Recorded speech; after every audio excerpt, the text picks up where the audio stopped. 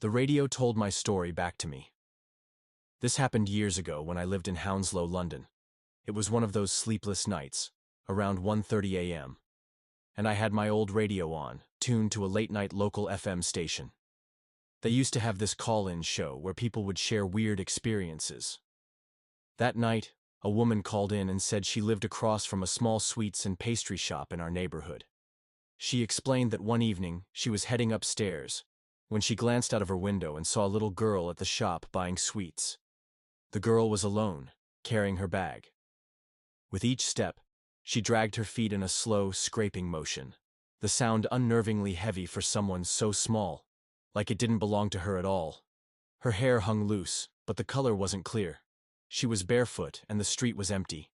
I remember leaning in to listen, feeling a strange chill in my chest. Halfway through her story, I got thirsty and went to the kitchen for some water. That's when I heard it. This loud scraping sound outside. It was like the sharp slap of broken sandals on pavement, followed by the dragging shuffle of heavy feet. The sound was so unnaturally loud it made my stomach knot. I walked to my balcony and looked down. There she was, a small girl with a bag slung over her back, skipping lightly as she walked. Yet every step sounded like a grown man dragging his shoes across the concrete.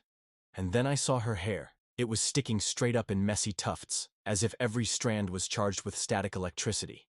It didn't look like hair moved by wind. It looked wrong. Weirdly, I wasn't scared right away. I was annoyed, thinking maybe someone was pulling a prank. I glanced toward the end of the street, expecting to see an adult nearby, but there was no one. When I turned back, she was gone. A strange, cold emptiness washed over me, like the air itself had shifted. My hands felt clammy, my throat dry. It wasn't fear exactly. More like my body knew something was wrong before my mind could process it.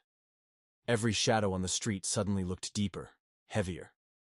I went to bed, pulling the blanket over myself, trying to shake it off.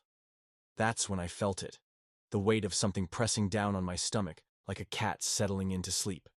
Even through the blanket, I could feel its warmth. I stayed frozen, hardly breathing. I didn't want to know what it really was. Finally, in a burst of panic, I threw off the blanket, flung whatever it was to the side, and bolted downstairs to my sister's room. In the morning, I asked her if she'd heard about that sweet shop incident from the radio show. I didn't even finish my sentence before she gave me a weird look and said, "What are you talking about?" There was no story like that on the radio last night. I called my cousins to see if they'd heard anything. They hadn't,